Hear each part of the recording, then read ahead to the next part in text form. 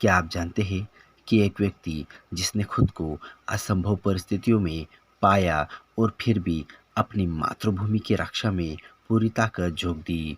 महाराणा प्रताप का नाम सुनते ही क्या आपके दिमाग में वीरता, साहस और बलिदान के दृश्य उभरते हैं? लेकिन क्या आप जानते हैं कि उनके जीवन में कुछ ऐसी बातें छुपी हैं जो इतिहास में शायद ही किसी ने गहराई से देखी हो? क्या आप तैयार हैं उन अनकहे तथ्यों को जानने के लिए जो महाराणा प्रताप के बारे में समझे हुए विचारों को बदल सकते हैं? तो आइए शुरुआत करते हैं इस ऐतिहासिक यात्रा की।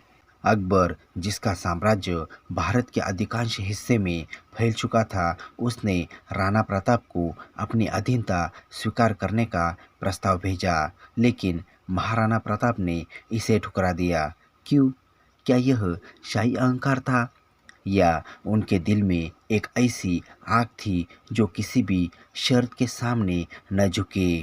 राणा प्रताप के इस फैसले ने उन्हें एक नए संघर्ष में फंसा दिया, लेकिन यह भी तय कर दिया कि वह किसी भी बाहरी आक्रमण के सामने कभी सिर नहीं झुकाएंगे। अब आते हैं एक निर्णायक मोड़ पर। हल्दीघाटी युद्ध, 5 जून 1576। महाराणा प्रताप और अकबर की सेना के बीच यह युद्ध केवल एक युद्ध नहीं था, बल्कि यह था उनके सिद्धांतों की लड़ाई। अकबर की सेना 80,000 सैनिकों और विशाल तोपों से लैस थी, लेकिन महाराणा प्रताप की सेना मात्र 22,000 सैनिकों पर आधारित थी। इस विपरीत स्थिति में प्रताप ने अपनी रणनीतियों से अकबर की विशाल सेना को चुनौती दी। यह युद्ध न केवल सैनिकों की ताकत का मुकाबला था, बल्कि यह महाराणा की रणनीति और साहस का भी परीक्षण था।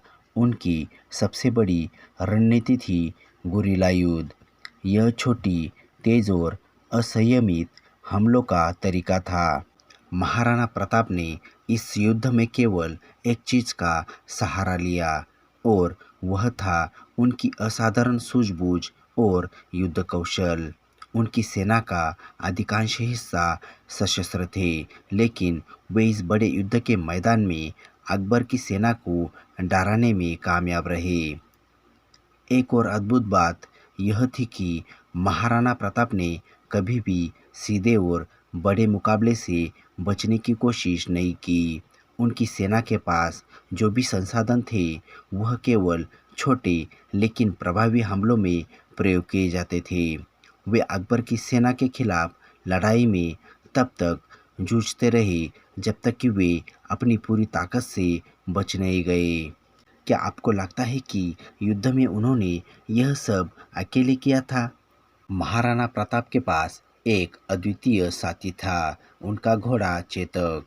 क्या आप जानते हैं कि चेतक ने हल्दीघाटी युद्ध के दौरान महाराणा की जान बचाई थी? एक ऐसा बलिदान जिसे कभी भुलाया नहीं जा सकता। हल्दीघाटी युद्ध के बाद बहुत से लोग सोचते हैं कि महाराणा प्रताप की स्थिति में गिरावट आई होगी, लेकिन सच्चाई यह थी कि उन्होंने हार के बाद भी कभी अपनी भूमि को छोड़ने का विचार नहीं किया। इस युद्ध के बाद महाराणा ने पहाड़ी इलाकों और जंगलों में रहकर अपने शासन को बनाए रखा, जबकि अकबर ने अपने साम्राज्य में किसी भी कीमत पर उन्हें हराने की पूरी कोशिश की। लेकिन महाराणा प्रताप का दृढ़ संकल्प और उनकी निडरता कभी भी कमज़ोर नहीं पड़ी। महाराणा प्रताप का जीवन हमें यही सिखाता है कि कभी भी अपने सिद्धांतों से समझौता नहीं करना चाहिए।